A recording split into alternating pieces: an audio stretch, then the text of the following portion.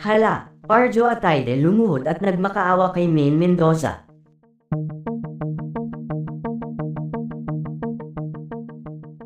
Marami ngayon sa fans ng aktres ang nag-aalala kay Maine Mendoza dahil sa pinagdadaanan ngayon nito matapos nga ang nangyaring hiwalayan nila ng asawang si Arjo Ataide.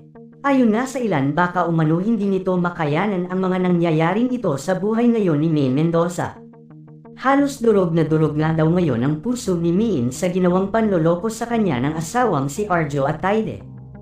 Ayon kasi sa kumakalat na balita ay nagkaroon pala ng anak noon si Arjo Ataide kay Sue Ramirez.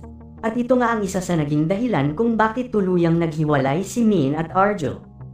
Ayon nga sa aming nakalap na impormasyon, nasa edad 6 na taong gulang pataas na ang bata at nasa pangangalaga umano ito ng kanyang inang si Sue Ramirez. Labis nang ikinagulat ng mga netizens ang balitang ito lalo na nang mismo umanong aminin ni Sue Ramirez sa publiko na nagkaroon sila ng anak ni Arjo Ataide noong panahong magkasintahan pa lamang sila. Samantala ayon pa sa balita nagsampa na ng kaso si Maine laban kay Arjo at Sue Ramirez. Nais nga daw ni Maine na pagbayaran ng mga ito ang kanilang mga nagawang kasalanan sa kanya.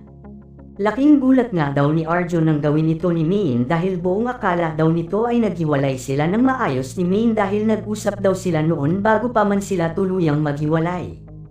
Ayon pa sa source ay kinausap muli ni Arjo si Maine para iulong na sana nito ang kasong isinampa nito sa kanila ni Sue Ramirez. Inaamin na daw nito ang kanyang mga pagkakamali kay Maine at humihingi pa umano si Arjo ng isa pa sanang pagkakataon para ayusin nila ang kanilang problemang mag-asawa.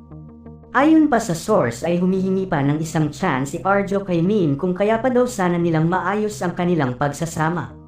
Ngunit ayaw na nga daw ni Maine Mendoza na makipagbalikan kay Arjo dahil ubos na nga daw ang kanyang tiwalang ibinigay sa asawa.